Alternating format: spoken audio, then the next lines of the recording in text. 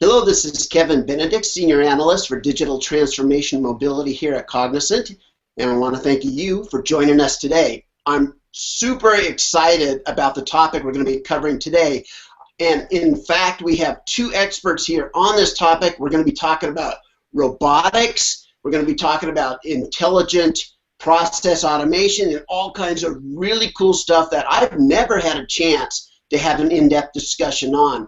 And this is an area that's just exploding and is fascinating to me. So let's get right on it, and let me introduce the panel today. I want to first introduce Rob Brown. He's Associate Vice President of Center for the Future Work, and he's also the strategy lead for business process services here at Cognizant. Rob Brown, thanks for joining us, Rob. Good to be with you, Kevin. Thanks a lot for having me. Good to be on the Hangout. Yes, so where are you calling from today? Well, I'm calling in from San Anselmo, California, and for the uninitiated, that is about 15 miles north of the Golden Gate Bridge in Marin County. In San Anselmo actually has, it's very apropos for our discussion today, it was actually the location in 1974 where Star Wars was created. George Lucas lives here and still does, as a matter of fact. So we're going to be talking about robots like C-3PO and R2-D2, but of a different stripe. Robots for your enterprise. But San Anselmo is where it started. And all right. Yeah. And it looks like the sun is out and the wind is blowing. Absolutely, yeah. No snow here in the Bay Area. That's awesome. So the next person I want to introduce here on the panel is Matt Smith, and Matt's also Associate Vice President of the Intelligent Process Automation Group and Practice. Matt, thanks for joining us. Hey, Kevin. Thank you very much. It's exciting to talk about robots, and looking forward to the afternoon here. All right, and where are you calling in from? So I'm in an area called Frisco, Texas, which, if you know North Texas, it's a suburb of Dallas. And having nothing to do with robots, it's also the home of the latest Masters champion, Jordan Spieth. So we're still very proud of what he did a couple days ago in Augusta. That's awesome. Yeah, that was fun to see a 21-year-old accomplish that kind of score and that kind of victory. So again, both you guys, thanks for joining us today. One of the most fascinating discussions we've ever had on this call here on our Hangout. And let's just jump right into it. You know, I've never interviewed anybody in robotics, so kind of don't know where to start, but let's just jump into it. And let me just ask you, when I hear the word robots, I think of humanoids, I think of the kind of robots we were talking about on Star Wars and all these other kinds of things. But Rob, you've just written a new white paper called Robots and I. And you expand that definition of robots. Why don't you introduce the subject to us and just tell us why that's important? Yeah, it's absolutely the right question to be asking. We hear so much about robotics, robots, the impact of boards, etc. What it's going to literally do to the future of work. And so when we talked about robotics and robots for the enterprise in the white paper, that's one of the nomenclature things that we wanted to talk about. Is you think about, we're going to talk about robotic process automation here and also intelligent process automation, but these robots for the enterprise at the process level don't look like the cute, helpful ones from the imagination of science fiction. They don't look like Robbie the Robot or the Terminator, or even the types of robots that unload ships or paint cars or do welding. And so that term robotic process automation is technically accurate, but because they don't look like humanoid anthropomorphic robots, it can be a little bit misleading. So when we think about robotic process automation, it's literally supplanting and mimicking the steps that humans would take at desktops or workstations within enterprise knowledge processes. So in the Robot and I white paper, just to kind of wrap up on this thought, a lot of people have talked about, in the future of work, will a robot take your job? And in our white paper, we talked about how these technologies of RPA and increasingly intelligent process automation will work in tandem with humans. They'll complement humans. It won't be an either-or scenario.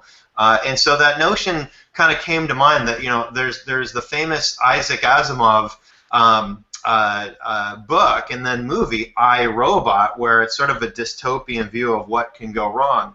And I thought, you know, the better touchstone was sort of to think about, it's almost like The King and I, if you're familiar with that movie where, you know, they're dancing together, that notion of the human and the robot complementing each other for really impactful gain for businesses, for work in the future, and hopefully for society at large. So that's sort of how we're looking at that definition of robots in that context of white-collar jobs and how robots and people will be working and hopefully thriving together in the future. All right, so Rob, for those that are visual like myself, when you talk about an intelligent process automation or a software robot or something, what does it actually look like? You know, what should I envision?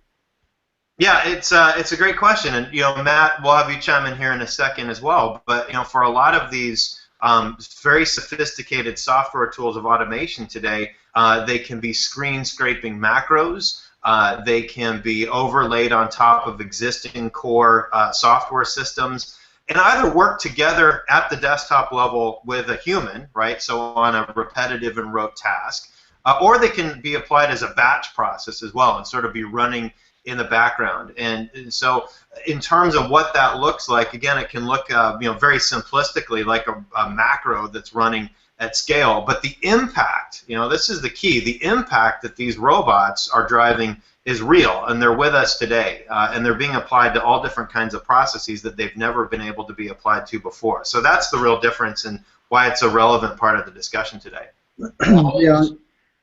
And what I would add to that, I mean, we've done so, you know, quite literally, the robot is software, it's code.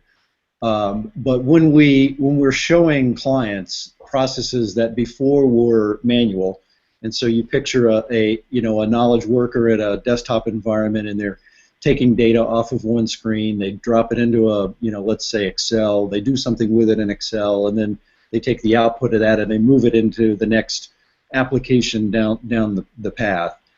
And you know, if you stand over someone's shoulder and watch them do that, you know, the manual version, you can see it. It's, you know, it's in human speed.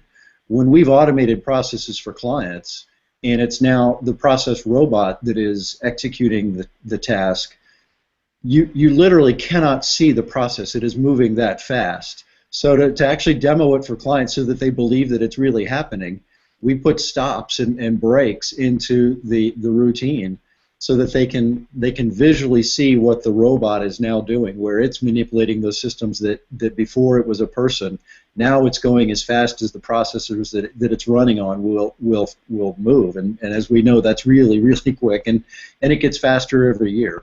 So, you know, that's one of the biggest differences between the manual or human world that we live in this automated world that these software robots are now functioning. So Matt, Rob, can you give us an example of an actual working scenario where you have these software robots assisting these intelligent process automation robots in the background or even in the foreground actually doing things? Walk us through a couple of scenarios so we can envision that. Yeah, sure. So I'll give you an example, Kevin. So we have an organization where we're managing a set of resources for a given client. And in this situation, part of what the supervisor does is they're continuously looking at incoming work orders and activities that have to happen and load balancing that against the team that they have, and they're moving work back and forth across teams. To do that, they would run these reports, a report on an hourly basis that basically took a human about an hour to generate the report. And what was happening is similar to the scenario I just described. There was an administrator that would log into multiple different systems inside of the client's environment and start to extract data from these different systems. Orders that were in the queue, orders that were in process at any given time, orders that were on hold, waiting for release, and so forth. So they would pull all this data, they would look at team statistics and see where resources were either at peak or had utilization available, and they would put all this together in a consolidated report and pass that to the supervisor. And basically, the moment that they finished that report, it took close to an hour to complete. They would grab a cup of coffee, clear their email, and go start the next hour's report. It took that long. And that's all that individual did basically all day long, was just run this series of reports on an hourly basis. We automated that entire sequence for them. And now the supervisor, to generate the report, literally clicks the button, says, I'm ready for the data. The robot goes out and compiles all the information from these different systems. It takes less than 5 minutes for it to hit each one of those different applications, source the data, drop it into the report, prepare the report, and distribute it back to the supervisor. So now that individual that was having to exercise just this, real mundane, mindless activity is able to do exception management and releases on orders and actually use their brain for something other than just clicking and copying and pasting data. And the speed, so I mean, you can see, from 1 hour to literally minutes to complete a task. So that's just a real world example, and it's a good one also where we see the people now interacting with the robot. The robot goes off and does the task, and it's freeing up the individual that was having to just do click and copy and paste to now go use their mind for something that's a lot more exciting than just running a report. Oh, wow. So, my background, for those of you that usually watch these videos here, they know that I spend a lot of time focused on mobility, the Internet of Things, and digital transformation. And one of the challenges that just about every company has now is receiving increasingly massive volumes of data is coming in from mobile devices and from websites and from sensors and you name it. And the big challenge is not only what to do with this data, but how to actually turn it around, process it, analyze it, and use that information for action. So you have, data that can allow you to make real-time decisions. And all of that takes so much time, and people in a mobile world need answers quick. Yep. So I can see just the application for this kind of technology would be immense. Absolutely, and that's one of the things that we really thought long and hard about in the setup of the white paper and the survey that we ran for the robot and I, which is, a lot of people that are talking about robotic process automation, the default position is, aren't these technologies really cool because you're getting the efficiency gains, that Matt just talked about, speed, throughput, accuracy, cost as well. We'll talk a little bit about that in a moment. But for us at Cognizant, if you're just focusing automation for automation's sake to get that efficiency gain, you're missing that real prize, right? The real prize and sort of the happy accident, if you will, of automation is the data release, right?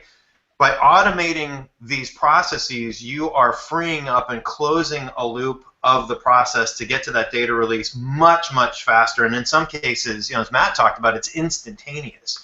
And so the ability to drive analytics on big data that was never possible before, in so many processes, there are so many friction points that would delay and hinder the release of that data. Now, as you pointed out, like the digital world, like the mobility world, now on existing systems, you have that data release, and that's ripe for meaning making and getting a feedback loop about the process that was never possible before.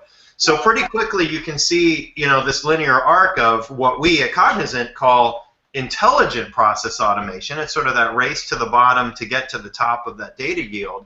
But very quickly you see the arc moving into things like machine learning, artificial intelligence, dare I say it, yes, deep learning, all follows from this premise that the process and the process flow is now made digital, and that data release is instantaneous at a massive scale and volume that was never possible before.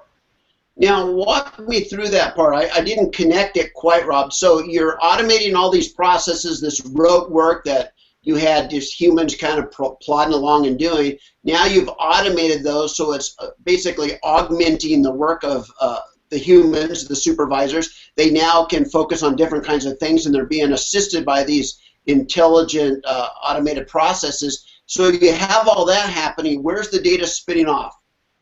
So it's coming out of the process. So there's so many steps and handoff points in, let's say, a process that today takes 16 steps. Maybe it's an hour to run the process. Maybe it takes a day. Maybe it's a couple of days for things like mortgage approvals, for example, or claims adjudication. And so, you know, a lot of cases, very simplistically, maybe you're taking paper out of the process, maybe you're taking an undigitized scan out of the process and actually digitizing that. And so that data is, as you put it, it's spinning off at massive scale in real time. And so the ability to make meaning out of that data flow is absolutely immense. So again, in this notion of that connection point between, it's not just about the automation to get the efficiency gain, it's about enhancing that process and tapping into that real-time data flow to understanding not only what's happening to the process and how you can optimize that process. And that's where we get into things like machine learning. We'll talk a little bit about that, and you know, I'll let Matt talk about some of the assets that we've got at Cognizant that are now allowing that to happen. But also, you know, for a lot of companies, just applying a robot as a dance partner to an existing as-is process on overlaying that onto existing core systems, it's not enough, right? So in the Center for the Future of Work, we've talked a lot about SMAC, social, mobile, analytics, and cloud, the notion of code halos. And so what you're also seeing is companies that are saying, you know, robots are cool, but through outright digitization of my process from its outset, like transforming the process through SMAC, through code halos, that process is born digital. Those processes are born automated from the outset, like in your mobility example. So the Ubers of the world, the Airbnbs of the world, disrupting so many industries. And so that's where we sort of look at, okay, you know, RPA, robots of today can overlay on the as-is process. And in some cases, we can do this in like weeks. You know, it's not a months-long, 6 months-long systems implementation. We can overlay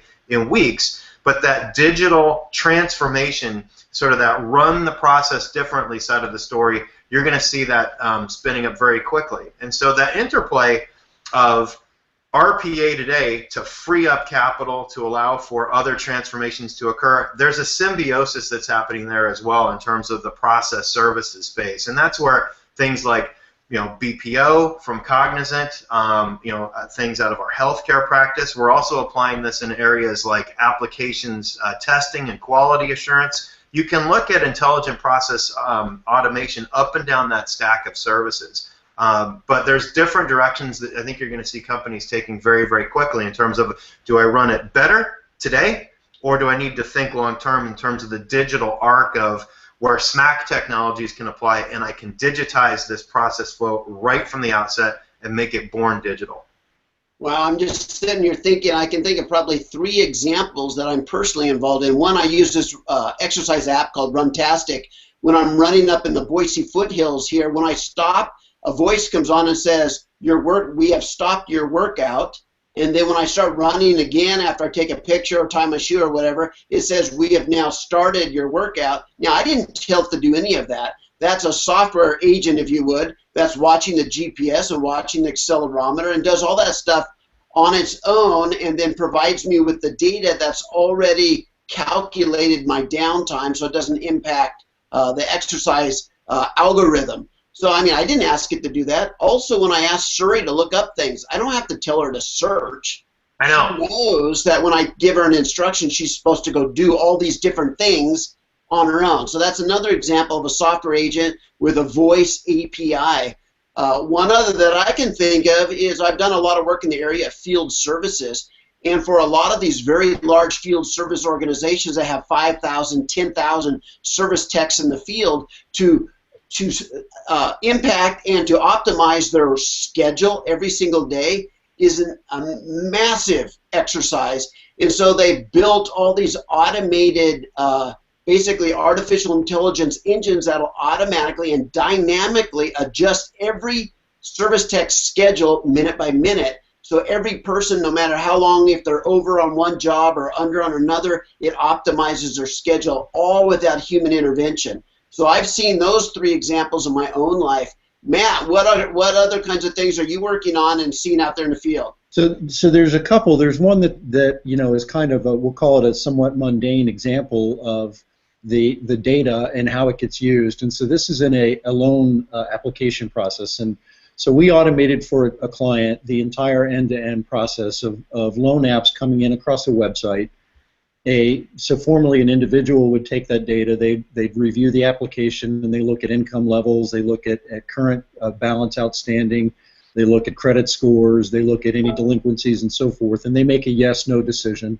Sometimes it's real straightforward, and sometimes it's a little subjective.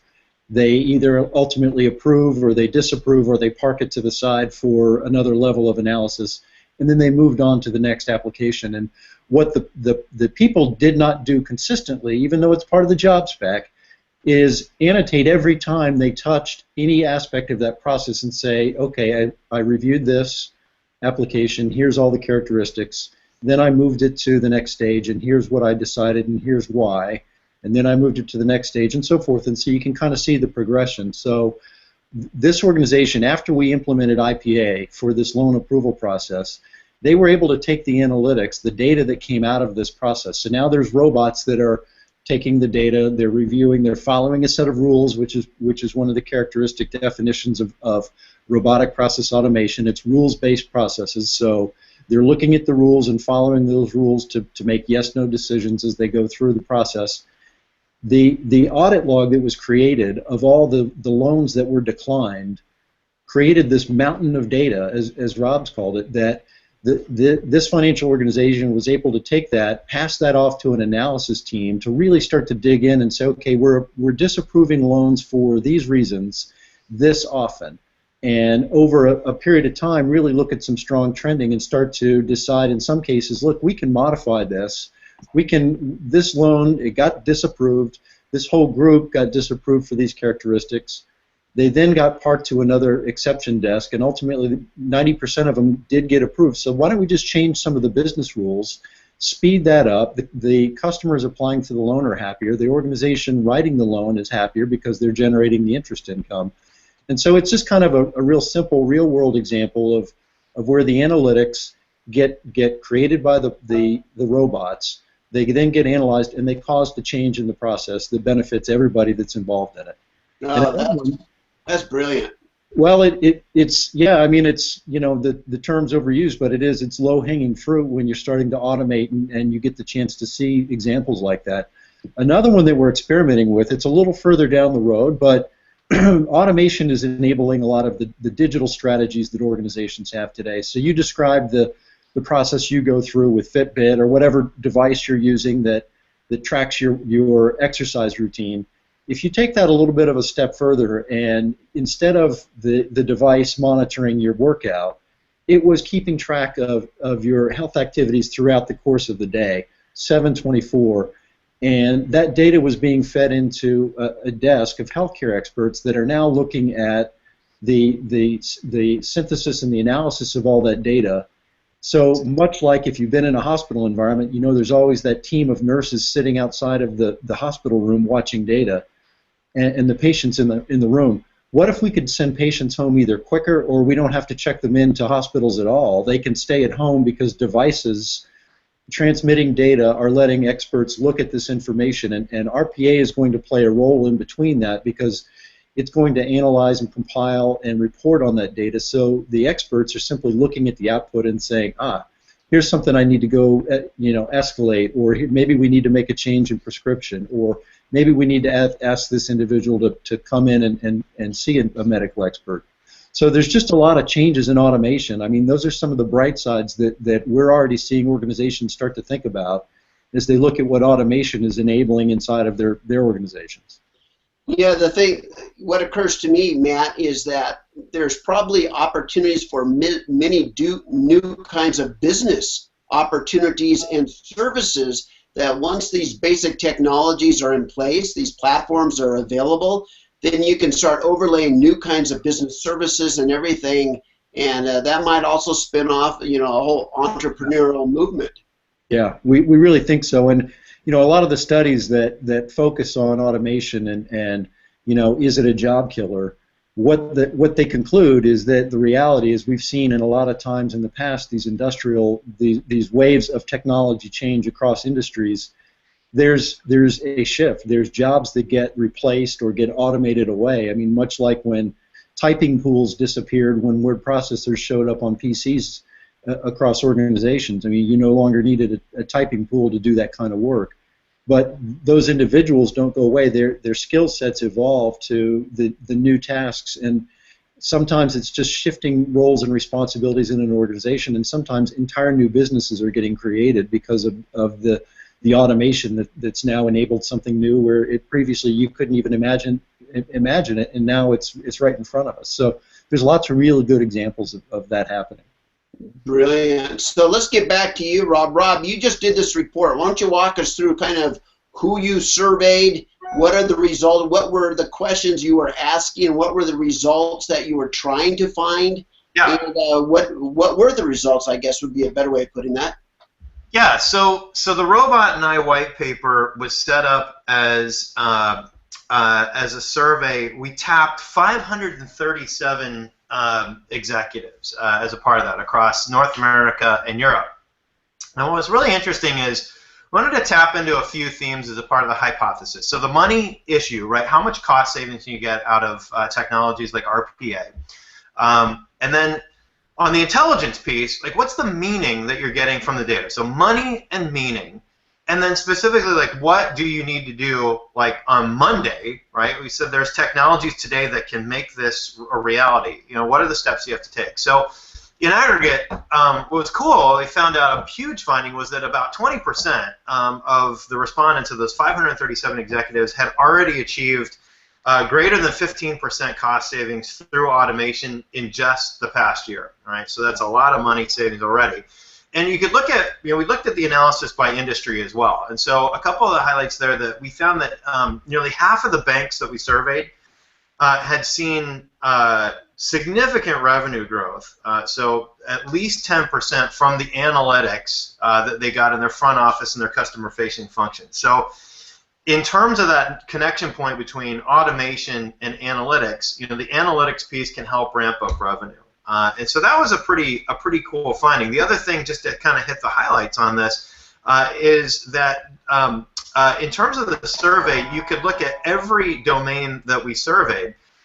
There will be an impact on the people issue. So what we were just alluding to, right? So at least 20% of the companies saw a 25% reduction in employees across whether it was specific pieces of supply chain processes, HR, or finance functions in the back office. 28% of the bankers that we surveyed are seeing greater than 25% labor reduction in specific processes due to robotics in the coming 3 to 5 years. So, there is a force multiplier to work smarter. It also means very clearly that there is going to be fewer people like doing the process. And it's actually something that Matt touched on a moment ago. You think about so many interactions, whether it's customer facing or in the back office. It's about people doing a process, and the healthcare industry is a great example of this, where you call into the doctor's office.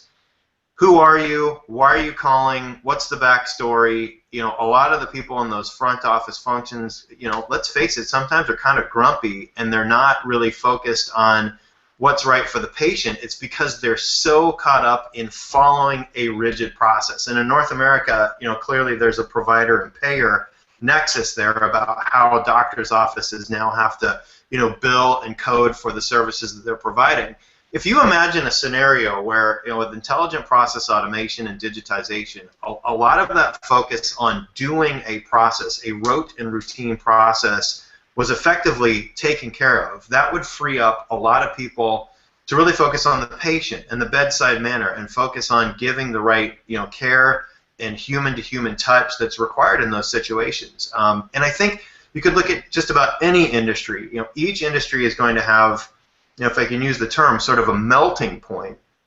That is to say, not that the process melts and it falls apart, but the process as we know it will change so substantially that it will be ripe for automation, it'll be ripe for digitization, and you're seeing this happen in so many industries and so many clients that we talk to, not only in customer-facing functions, but I think increasingly in B2B functions as well. So whether that might be the data that we collected around the supply chain, it might be the data in the finance department that we shed our spotlight in our white paper on as well. But the time is right, and we get this question: well, haven't we been automating forever? What's different this time around?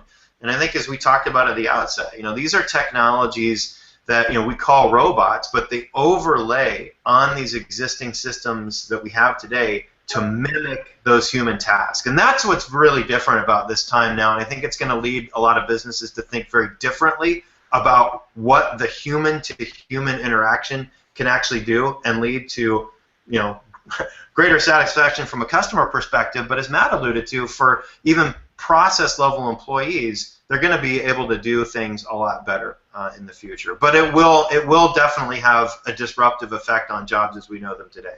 There's no doubt about it. Now, I don't have data to back this up, but as you're talking there, I'm just thinking to myself, if you optimize the back end and remove that as being the significant cost center, what you do is you shift the competitive landscape forward into the customer-facing area. Because exactly. It's not all about competing on the back end because you've automated that. So now it's about competing on service and experience and products and customer care, all of that kind of thing. And that's something. Idea of side benefit? And that's something, my next big undertaking out of the Center for the Future of Work is going to look, pretty critically at that from a digital perspective, right? You look at a process value chain, whether it's 15 steps, maybe it's really simple, maybe it's 5. But as you digitize a specific part of that flow, it's sort of like, the finger bone is connected to the hand bone, is connected to the wrist bone, is connected to the arm bone. Like, what piece of that process flow could you digitize to yield that really solid outsized gain that you're talking about, that really yielded valuable results? And without the digitization of that piece of the process, that change would have never been able to occur, right? That value would have never been able to occur. So that's the next thing. Once we sort of move past, all right, robots are here today and they're sort of changing the game with people and technology and intelligence. If you look at the value chain, right? So many people think about the end-to-end value chain of a process and the digital transformation that can happen. But if you just take one piece, it's almost like acupuncture for the process using digitization. And I think that's going to be pretty cool to tap into as well. And it definitely flows from, in the Center for the Future of Work, our code halo thinking that we've really focused so much around in the customer-facing processes. And I think from a B2B perspective, that's going to be pretty interesting as well. Oh yeah, I have in my mind, I'm envisioning a water balloon where if you squeeze one end of it, it just bulges at the other end. And I'm just thinking if you squeeze out the inefficiencies on one end, that just moves the competition to another part of the business, and you're going to have to invest more in either new products and services or better customer service and all that kind of stuff. So it's not like competition disappears when you become more efficient in one area of the business. Competition just moves to a new area. Exactly right. And I think you're going to see a lot of industries really embracing these tactics and strategies. And again, for a lot of companies where it's like, well, where do I begin? I can't maybe craft a code halo around my process tomorrow, but I know I need to do something. And that's where the technologies of intelligent process automation and overlaying them on what you've already got today is really tangible and it's doable. And Matt's team, in the IPA practice, these are things you can do an audit in, days and weeks and really get, the speed to solution very, very quickly.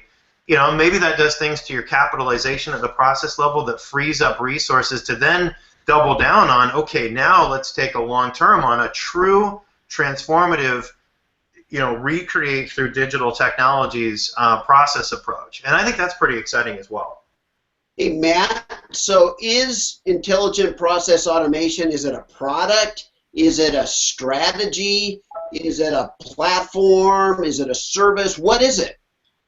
It's, in a way, Kevin, it's all those things. So what we've done at Cognizant, so I'll back up just a bit to kind of put it in context. So the industry definition for this new suite of software, if you will, is robotic process automation, and what some of the analysts call that is RPA is simply orchestration level automation. It's really software doing exactly what it's programmed to do, which is to mimic the way a person is doing a process.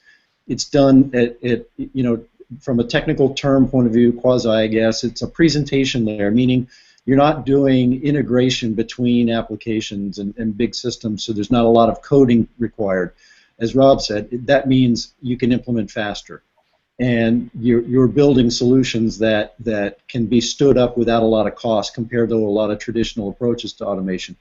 So the Cognizant vision for what we call intelligent process automation and why we call it intelligent process automation is really, it's taking that idea of RPA and it's adding to it a lot of the things that are Cognizant differentiators just as part of our business in general, which is the domain expertise that we have in the verticals that we operate. So we believe that process automation is not, and this is a great term, it's not just automation for automation's sake.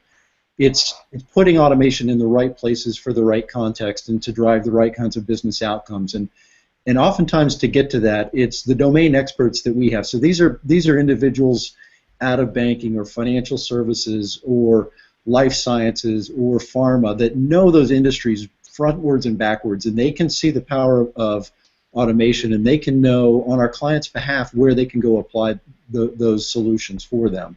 So that's one of the characteristics. Another that we believe separates the way that we're viewing process automation is really the vision we have for how we're looking at it across the organization. So it's not simply a BPO way to reduce headcount.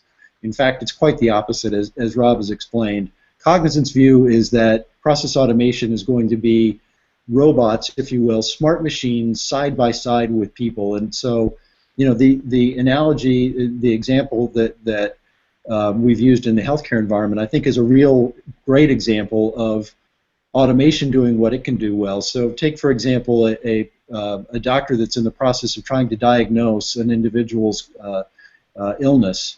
There's literally tens or in some cases hundreds of thousands of paper available today to doctors, and the more specialized the practice, the more there often is in terms of volume of studies, clinical studies, patient studies, analysis, and so forth that is at their disposal to wade through to try and diagnose a given situation. If you're applying automation to that instead, automation is doing what it can do well, which is synthesize lots and lots of data and help present back to the doctor, in this case, the best likely examples of diagnostics to apply, and then what do we do with the patient now based on that? So it can look at clinical data and pharma data and so forth. So you know, it's those kinds of examples of automation enabling people to move smarter or faster or to drive better business outcomes, like some of the examples we talked about earlier. Those are the characteristics, and they're really part of the mission statement of what we call intelligent process automation, and why we call it that versus just, you know, kind of the standard what the industry has applied. Wow. You know, we're kind of running out of time here, and this topic certainly begs for a part two, Matt and Rob, so we should really think about doing that. I would like to dig into the whole machine learning, artificial learning, and Rob, as you pointed out, the deep thinking that can come out of all of this. So let's plan on doing that again, but for now, I want to thank Rob for joining us and Matt from Texas. Thanks for joining us.